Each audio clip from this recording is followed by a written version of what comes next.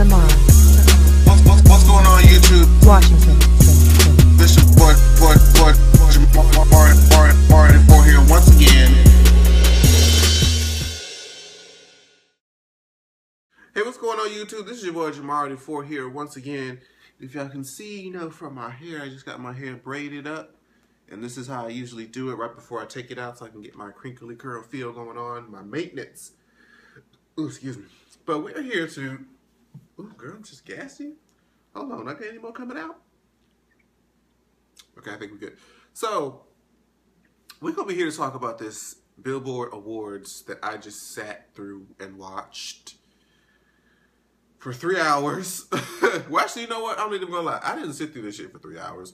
What Jamar did was, I was in the middle of taking a nap, like, when the show started, for real. So, I didn't even start watching until it was already, like, an hour and a half in, and I just recorded it on my DVR, and just watched it like that. Fast forward through all the bullshit that I didn't care about, fast forward through all the commercials. And once I actually took down, like, my notes, like, after ciphering out the stuff that I personally didn't really too much care about, this notes, or this little list of stuff, of topics on this is very, very short. Because this show was very, very boring.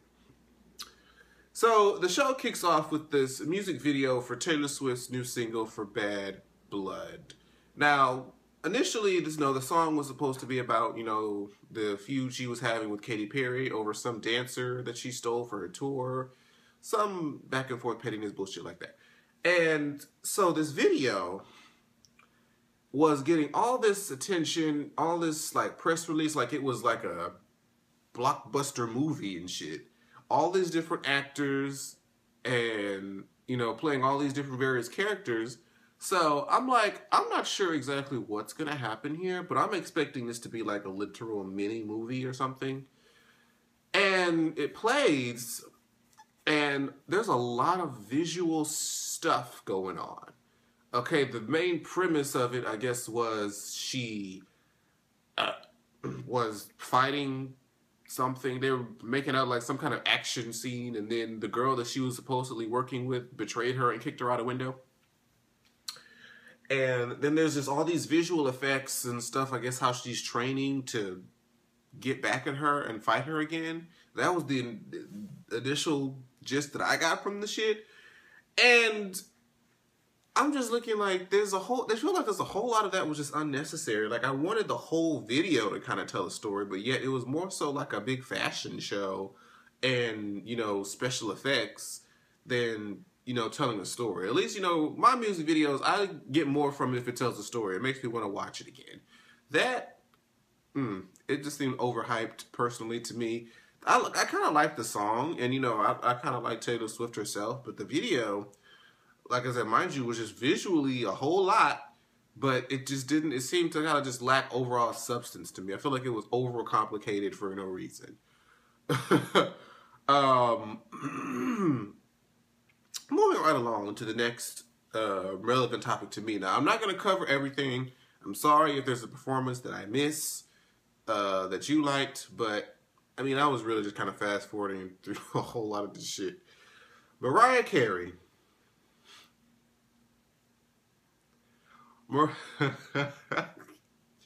So they introduced Mariah Carey, giving her all of her accolades. She has the most #1 hits in all of the Billboard history, the longest reigning #1. You know, she is one of the biggest artists in all of the industry. We're going to get that out the way.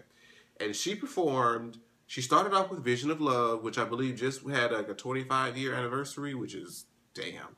Like, that's as old as, well, I'm turning 25 this year, but still, that's as old as me. Like, Mariah Carey been in the game my whole life, literally. So, she did Vision of Love, and it was like, oh, okay, that's cute. And then she went into this Infinity song, which still, as much as I do love Mariah, this song just doesn't resonate with me. This song, and even on the show, like, it felt like I couldn't even understand any of the lyrics that she was saying. I'm just like, it just kind of started running together. I'm like, was her mic too low? Like, what the fuck was going on? And, let's see, what else was about the performance? Girl, hold on. I'm gonna pull this up. Because Y'all know, if y'all hear that, if y'all have heard that Infinity song before, y'all know that at the end, there's like a high note that she hits. Let me tell you, there was this Vine video that I'm about to find right now and show it to you. Of people, they had compared like the note that she hit, how it sounded. People was comparing her to forklifts. People were comparing her to automatic hand dryers, and people were comparing her to leaf blowers. And I'm gonna show you this fuckery. Okay, hold on.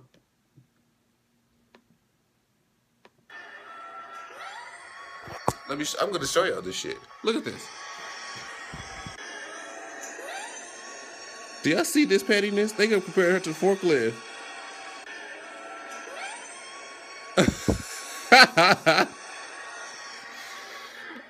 Oh shit. Oh, don't y'all be looking at my dirty ass room.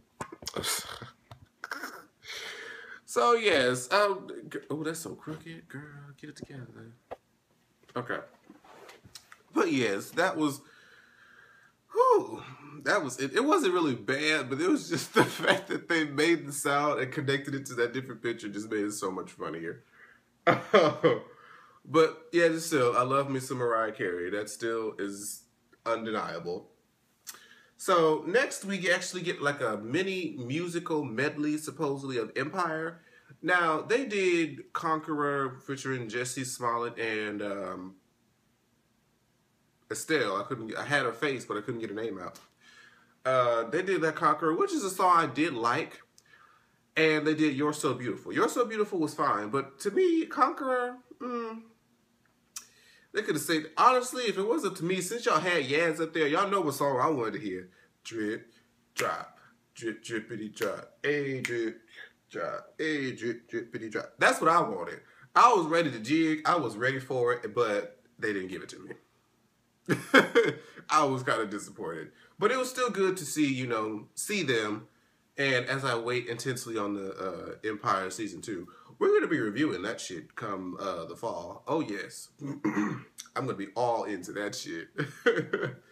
And I actually entered to try to get like that walk-on roll, even though it's like 1 in a billion chance that I get it. I still entered, and I hope I get it. Next comes Britney Spears. Now, I watched that video, that Pretty Girls video, like that came out on what, Wednesday, Thursday? I think it was Thursday. And it was actually cute. I enjoyed it. They had a little dance break. Britney looked awake in the video. Iggy was Iggy. And, oh, girl, I forgot about Iggy and on this Billboard damn show in the audience, her hair looked like she was struck by a lightning bolt, bitch. It was every fucking, and she wasn't the only one.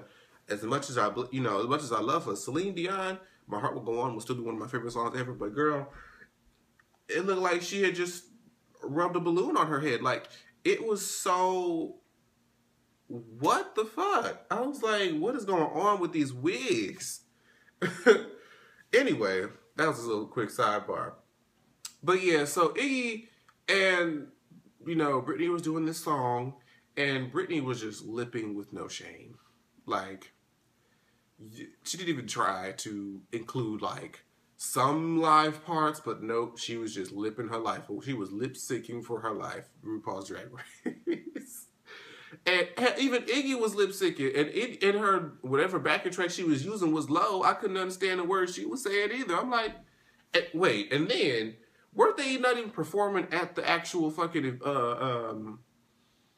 the Las Vegas studio or arena that they were in? They were somewhere else broadcasting. I'm like, I swear, y'all in this broadcast shit, I feel like y'all shouldn't even be allowed to perform if you ain't at the actual venue itself. It seems cheap, but I like the song more after watching the video, but the performance kind of made me go like,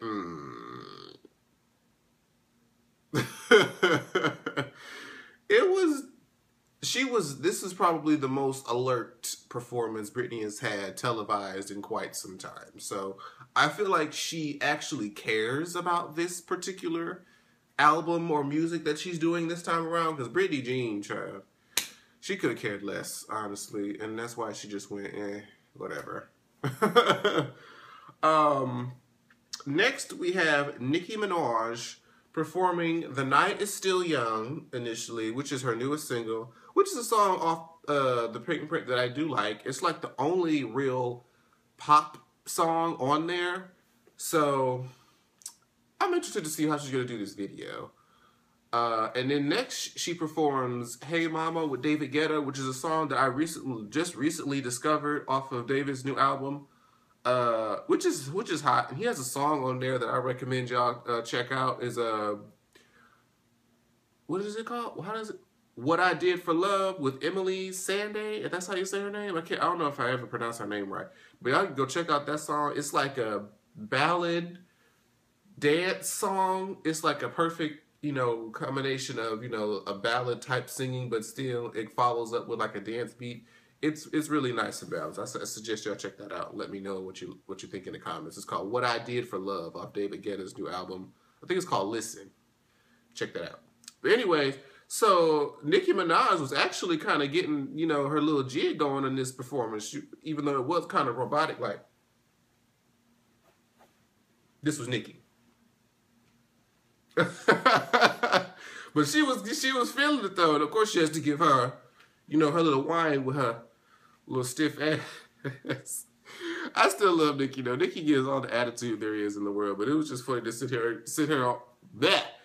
her on the damn stage doing the damn robot.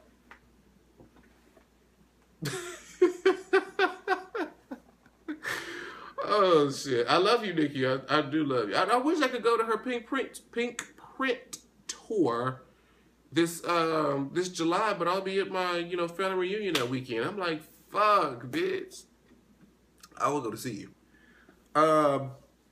Next, they did a quick little tribute to the 30-year anniversary of the Breakfast Club, and they did that rock song, "Don't You Forget About Me." Hey, I actually like that song. I don't know why, but it just makes me happy when I hear it.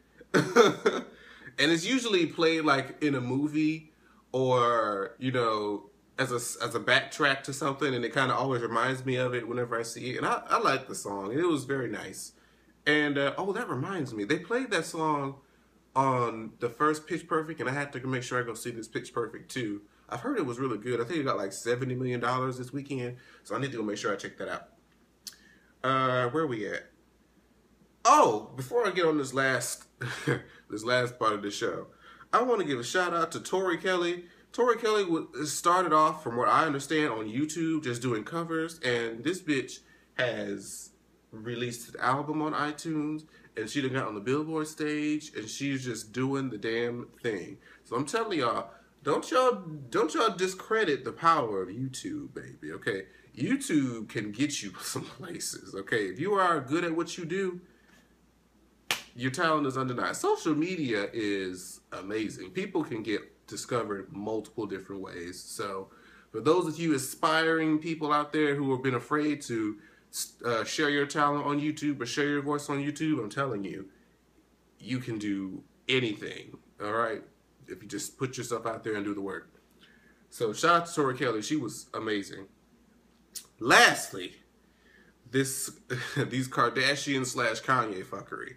First of all, I had to pause my TV because I knew I wasn't tripping. Did y'all hear when Kendall and Kylie Jenner got on that screen and started to talk? I think it was even before they even started to talk. Did y'all not hear that crowd booing their ass? They was like, boo!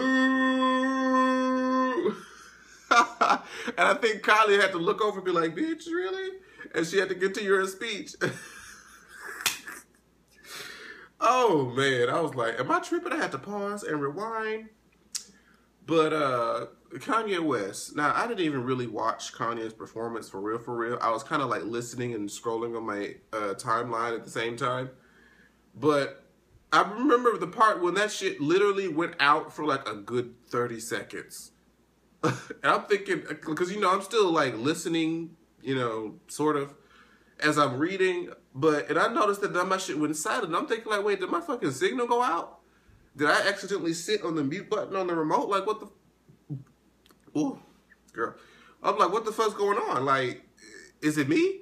And why did they have him not perform the edited version of his damn tracks? Mind you, the dude, the motherfucker was already on the damn stage, running around, yelling, doing battle cries and shit, calling it music. And I want to say he got booed after he performed too, shit. So I'm like, girl, Kanye, we're not here for these stunts and shows. Kanye used to be, you know, what he claimed to be now, back when he first started. But he's now just going through all these gimmicks. There's always some sort of something on fire whenever he performs. There's some shooting somewhere. There's always something distracting going on. And it's just never really about the music and whatever the fuck he's talking about anymore, which is sad. Because I still do feel like Kanye West is very talented, but he just doesn't showcase that talent properly, in my opinion. But yeah, the awards for the night were kind of eh. So, I mean, I tried to, you know, talk about the main points that I cared too much about. But yeah, that's pretty much it. I heard, Kelly Clarkson did an amazing job too. She, still is one of the American Idol winners that's actually still performing. So congratulations to Kelly Clarkson. But yeah, that's my review for this year's Billboard Music Awards. Make sure you guys like, comment, tell me what you thought about the show. Tell me what you thought your favorite performances were. And I'll see you guys in the next video. Bye-bye. Like, share, subscribe. Washington.